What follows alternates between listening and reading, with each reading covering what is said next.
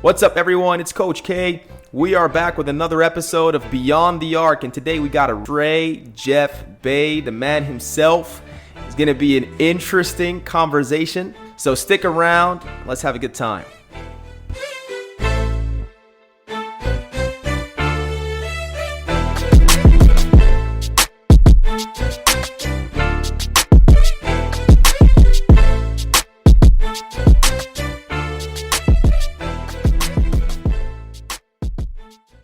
So, Trey Jeff Bay, professional player and currently a coach and still plays. He's played Division I college in the States, played professional all around the world, Guatemala, Mexico, Jamaica, many other countries as well. And now he's in Dubai, still playing professionally and coaching with Hang Time Basketball. Coach Jeff, welcome to the podcast. Yo, what's going on? How y'all doing today, man? Great to have you, man. Man, I appreciate it, man. This is a wonderful feeling to be on this podcast, to be able to share my life stories, successes, and tribulations with playing basketball. Yes, sir. We love it. Hey, walk us through your journey since you were a kid, how you started playing basketball, when did you start, at what age, what made you start playing basketball, and from there, what happened after that, how you made it to college, played professional, the whole story until where you are today. Yeah. Honestly, basketball wasn't even my first sport. I used to play soccer.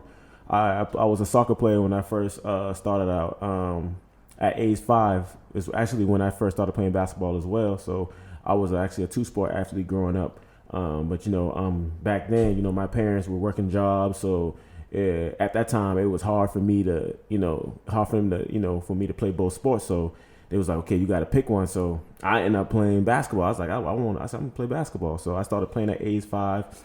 I had an older brother that played in high school. Him and his friends used to come in the backyard, and I used to play with them. So I always been playing against older guys coming up at a young age. I played the AAU ball, won a state championship in high school. Went to prep school. Got looked at by a few different colleges, Division I, Division II, junior colleges. So after I went to prep school, I went to JUCO for 2 years. I went to Denmark Technical College, went to NAIA. Then I committed to go play at Chicago State. Actually got that year back, which was during COVID year. So I was supposed to go there. Ran through a crazy path with that. And the coach actually got fired when I was supposed to do a grad year to go play Division I. So I ended up playing semi-pro. And that's when I picked up a lot of my deals actually. So how I got my journey started, I was signed to a consulting group called BLC. But prior to that, I had a rough journey. I've been kicked off of, college teams. I've been ineligible, as far as grades and stuff like that too. So with me going through all that stuff, I was able to still pull through. But, as that time went by, I matured and understand what I wanted, out of being a basketball player. That's an awesome journey, Trey. And obviously, like you said, a lot of trials and tribulations and learning experiences, and that's what it's really all about with sports and basketball. We learn so many things on the court and through our experiences as players that carry on with us for the rest of our lives. And so, a very interesting journey, many different countries, many different cultures, different people, different schools of basketball, different coaches. So I'm sure that you've gained a lot out of those experiences. But take us back. As you know, a lot of our listeners are basketball players in their youth. They're still in high school and middle school, some in college. So take us back a little bit to when you were in high school and going through the experience of graduating from high school, going to JUCO, and then playing Division I. Academically, if you have advice for kids, sports and academics, how do we balance those out, the importance of those, if you found any importance at all first.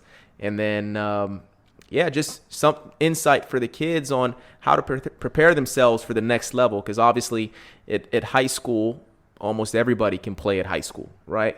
but not everybody can play at college. So what does it take to make it to college and get an offer there, get a scholarship? Walk us through that. Now, that's one thing I want to say first is education is always priority, whether you're playing sports or not. Having, with the grades and the eligibility situation, that holds me back a lot. You got to be qualified.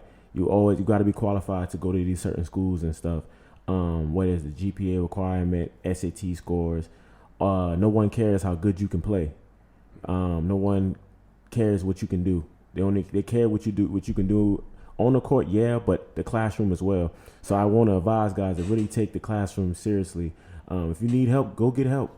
If you need like tutoring and stuff, I need you guys to take advantage of that stuff. Because when these scouts and colleges come to talk to you, that's the first thing they're gonna ask. Okay, is he eligible? Is he NCAA eligible? Is he NAIA eligible? Can he go to my 2-year school and qualify? They're going to know this stuff. And I done seen guys along my journey got offers taken from them. Mm-hmm. Like I had an offer from Winston-Salem State after I went to a camp in the summer back in 2016. They took the offer back. But the good thing from that was I was able to get into a 2-year school called Fayetteville Technical College. Right. They were able to, help me find a JUCO and maybe, come a year later. Mm-hmm. But you don't want to go through all that. You want to already be qualified. So, having the grades and stuff is very, very important because even if you don't play basketball, getting the degree is more important than anything. Because like I said, everybody can't make it to the NBA and also everybody can't make it overseas. Right. So you want to, have some type of educational background so that can lead into the corporate world. Mm-hmm. It's other ways to be successful other than being a basketball player. So mm-hmm. grades are very, very, very important. So you have to take your grades seriously. Go to the classroom, pay attention to your teachers. Get a group of people that's very serious minded as far as education. Like get around those group of people and go to study groups. Do that stuff. Do your homework on time.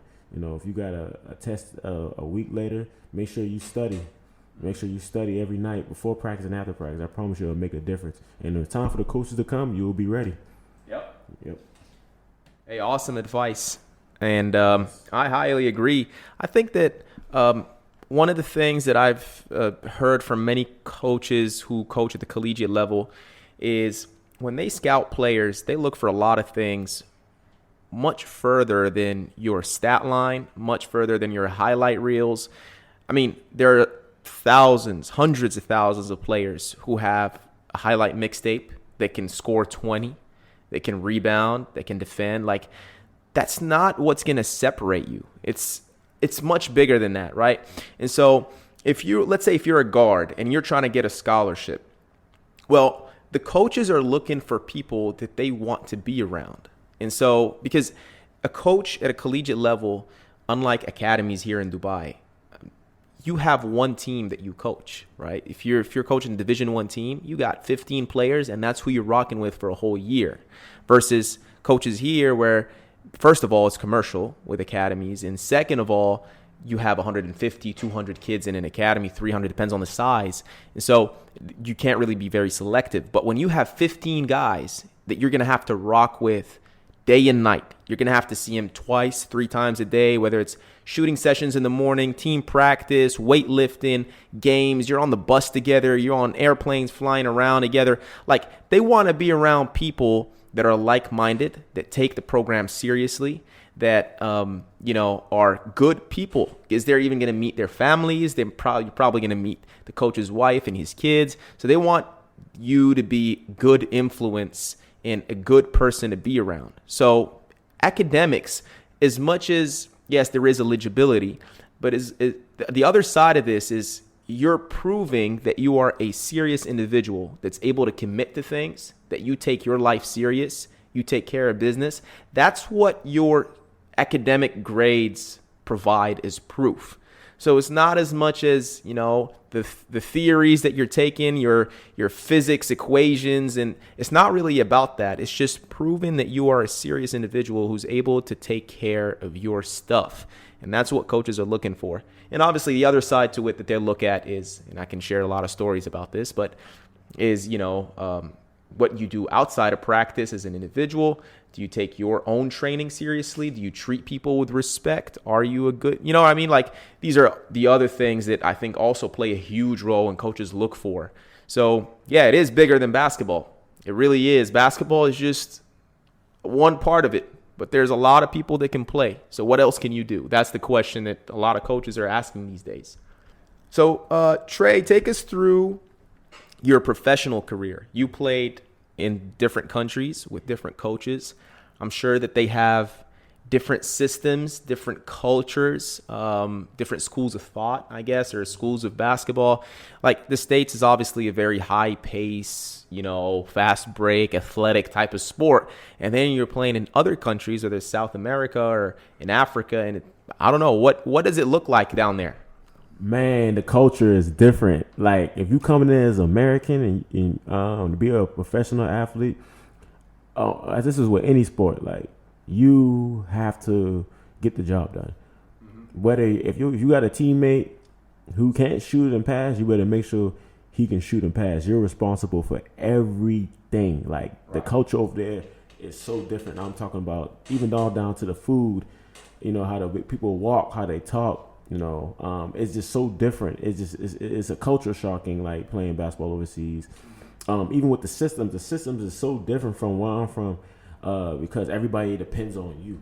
Right. Like, if you win or lose, like, it's your fault. Like, it'll be some game. It was one game I had a 40 ball, and the coach hit me with a text and was like, "Yeah, we want to send you to another team." And I'm like, "Why? Like, I just had 40 points." Like, he's like, "Yeah, we lost and the guys are complaining and all this bunch of different stuff." So wow. I actually got signed to another team, like, literally a few days after that. Wow. So let's talk about the business part too. Like, the business part is crazy. Like, you got 40, like, where I'm from, you get 40 back home. And they look at it like, okay, you did your part. Whether like, even if we lost, you did your part. We gonna get on the other guys that that ain't even doing their part, that could have helped us get that dub. Like, overseas, like, they look at you like, why we still lost by 1 and you had 40. Right. So, but it's not I didn't look at that as a bad. I look at that as a good thing, because now that made me look at my game overall. Like, maybe I need to create more. Maybe I need to become more of a point guard than a scoring guard. So I started learning more about my game, and I got better. So, because now I'm able to help my teammates become better players, Right. So that was a very big shock of culture for me. So, Love it. Overseas basketball is definitely different. It is. Man. Yeah, I totally agree. The style of basketball is very different overseas than in the States. Like you said, in the States, it's more about individual performance, although basketball is a team sport. And I'm not saying that in the States they don't emphasize playing like a team or moving the ball or playing defense together or anything like that. But it is individual oriented. If you can go get a bucket, you go get a bucket. Like, that's how it works. But overseas in Europe and Africa, basically the rest of the world, that's not how it's looked upon. It's looked at, no, it's a team sport. You pass first. We're always trying to find a better shot, a better opportunity. So even if you can go get a tough bucket and you make it, the coach is not happy. He's like, nope, that's not what we want, right? And so it's a different style of play, and I get that adjusting to it could be challenging, given that, you grew up in the States, you've been coached by different coaches in the States, and they all preached the exact same picture, the same idea, and now all of a sudden it's like, well, I just scored 40, like, you know what I mean? So, no, that makes total sense, man. But what do you think, now that you've played overseas and you've played in the States and you've seen both styles of play, what do you think is the right way to play basketball? And there's obviously no right or wrong answer here, but it's just out of curiosity. Okay, the right way to play, in my opinion, it all depends on what type of player you are. Now, I'm going to start with me, how I would play the game. Yep. I'm a first pass type of guy. Like, I want to get my teammates involved. Like, I encourage all my players to shoot the ball. Like, right. If you don't shoot, I feel like you're hurting the team when you don't take shots. Mm-hmm. So it's very important to take shots. I like to create. I think creating for others, and that gives your teammates confidence. So I think that's playing the game the right way too. You have to get your teammates involved. It makes the game easier and it makes the game fun, because if you're just out there just trying to get a bucket every time you come down the floor, like, then what kind of example are you setting? Right. I'm saying there's only one or two person that can really do that I ever seen, and that's Kobe and Mike, that can really go down and jack the ball but everybody ain't Kobe and Mike, Right. So you got to have all type of different, avenues about your game. So, and scoring don't have to be one of them, passing, getting your teammates, learning how they play. If I got a player, man, and I know he can shoot the right wing, I need to set a down screen so where he can come off a curl and go off the right wing and be able to hit his jump shot, because that's his sweet spot. Yep. You got to know your guys' sweet spots. You got to know where they like the ball. If they like it high or low, if my postman like it high or low, or right to the chest. Or, right. Like, you got to know that type of stuff. You got to know how they play, because at the end of the day, it's all about winning. We got to win, and we got to do whatever we got to do to win the game. So once you find out that winning mindset and how to play the game in that way, then that's playing the game the right way to me. Mm-hmm. All honesty. Well, for me, obviously, I'm a coach, and I coach youth here in Dubai. I'm more into the European style, although when I first started learning the game, I learned it from American coaches, and when I first started coaching, I learned it also from American coaches. So early on, I was the go get a bucket type of guy, but moving forward, I started to understand the international way of playing it, the FIBA style. And here's why it makes more sense to me. It's because, especially at the youth level, it's because you don't get to pick your players, right? You have to develop your kids, yes, but you cannot pick guys that are super athletic, 6'8", that can, jump through the roof. You get who you get in your practice, you get who you get in your team, and you have to work with what you have. And for us to be successful constantly, like year after year, the only way to do it is playing together. If you're depending on people going getting buckets on their own, and you're depending on people that can, jump through the roof and dunk the ball, whether they're, U16, U19, or whatever, well, how often are you going to get that? What happens on the years that you don't have these guys in the gym, right? You're going to have a terrible season. But if you play together, that's not the case, because now you can create for each other. And as long as the guys are skilled, which is something that a coach can control, because you can actually develop your players' ball handling skills, shooting skills, finishing skills, right? Then your success rate is a lot more consistent. That's the first reason. And the second reason, which is probably even more important, especially at the younger ages, is teaching people not to be selfish, teaching kids not to be selfish. It's a life value, right? They pick it up in basketball on the court, but it will go on with them for the rest of their lives, where I can look for myself. I obviously have to make sure that I'm okay, but I also can look for other people, and that's not going to hurt me. It's the exact opposite. It's going to help me succeed, because if I help other people, they're going to help me too. And now all of us are more successful. So it's a concept that, we teach through basketball with ball movement and unselfishness. Even on the defensive end, when we teach, helping, if we're playing man-to-man and you got to rotate, you got to help. I love the name help, because, it's preaching, helping each other, right? So that's very interesting that you've played a very long time in the States, and then you went out a couple of years internationally, and it just changed your perception and said, you know what, I'm a pass-first guy. I like it. Pass first, man. Like, I'm gonna lie, like, hey, where I'm from is about you gotta get a bucket. You gotta go get a bucket now. But now I'm learning. I'm analyzing the floor. I gotta learn everybody game. So nowadays, like, I don't even like even when I'm back home, teams are like, semi-pro teams will like book me and be like, yo, we'll pay you this amount to come just play with us for one game and stuff like that. And I'll be like, okay, cool, I'm gonna pull up. I will actually Google the team and Google their latest film and try to find out how everybody play. Mm-hmm. If I got this dude, he can shoot and he likes shooting in the corners, I need to find a way to get him the ball in the corner. Right. Like,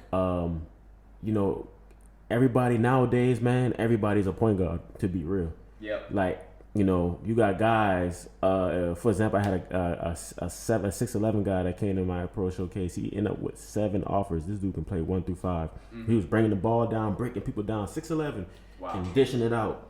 And creating, he was the point guard, so like everybody can be a point guard. So in other words, not just a point guard position, but everybody can create.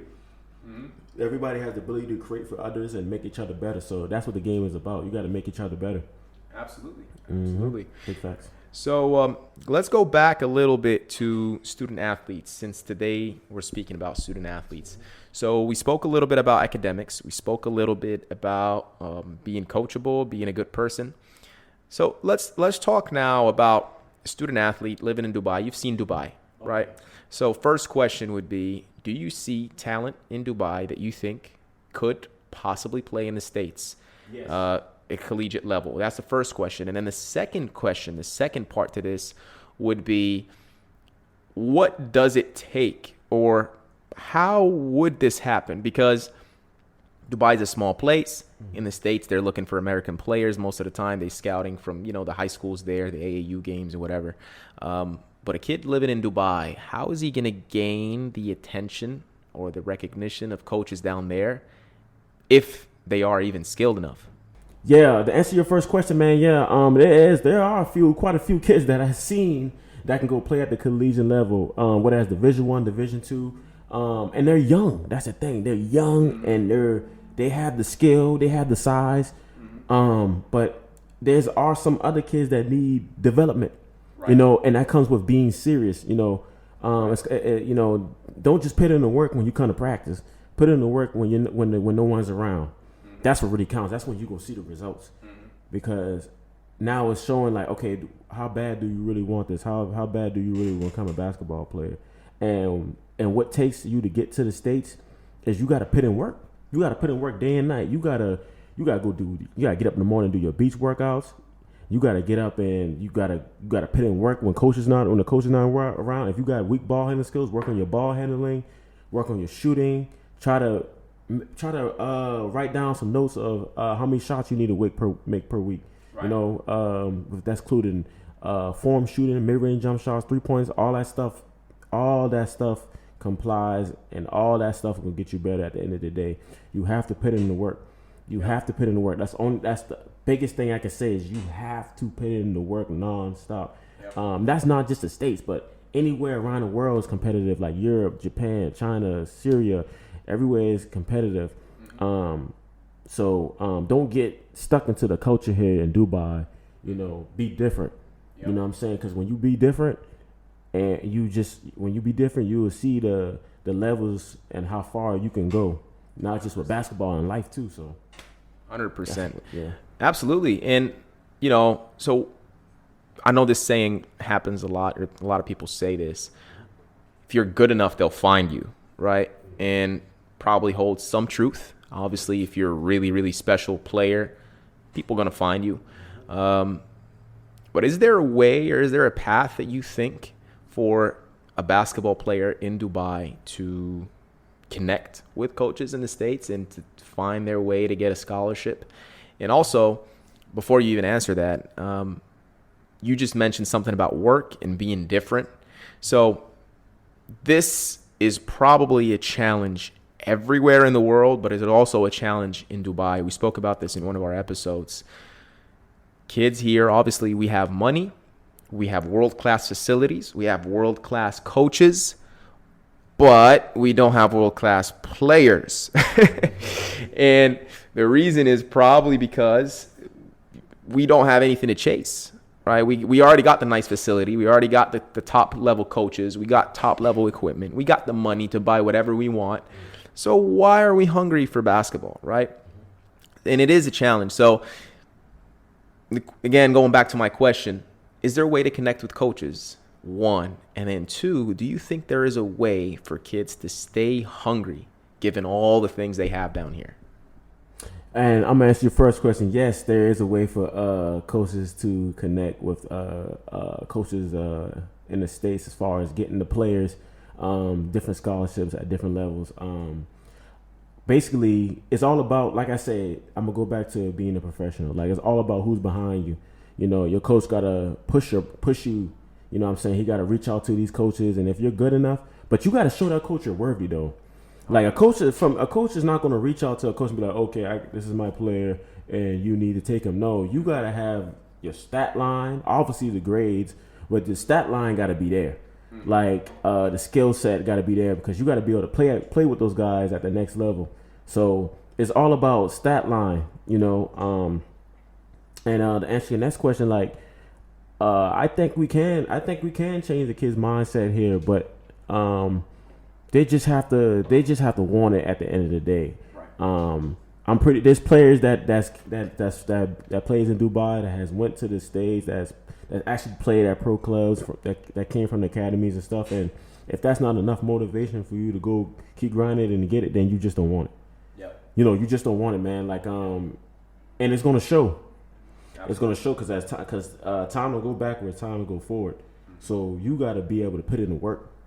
You know, Dubai is one of the fastest times I ever seen or lived in ever in all my years of living. Like there's no time to waste. So when you in the gym, you take your time seriously, and when you're not in the gym, you take your time seriously. Get off the game for about 45 minutes. Take 45 minutes, get off the game. I promise you, 45 minutes, 7 days a week, man, that's a lot of time on your game. Really, that's you know. So you got to really want it.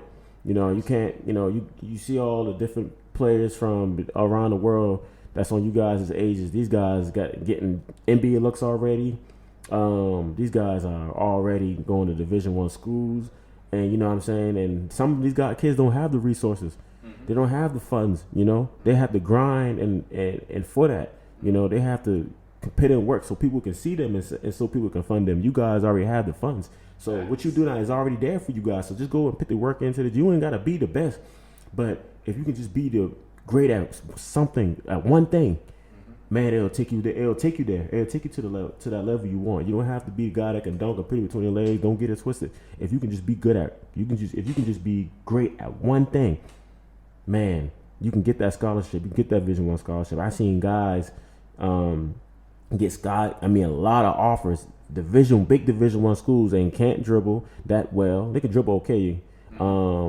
Not great at defense, but they can shoot the ball really well. Right. So find something you are really good at. If you can shoot the ball really well, man, go in the gym and put up a shots before practice. Put up shots when coach is not around. Like, take your game seriously, man. Coaches will find you. Because everybody can't be great at everything, but if you can do something that's really great that can help a program, man, a coach will take you all day long. Promise you. The amount of kids that I have seen that are so talented, for example, in countries in Africa, but like you said, they don't have the funds.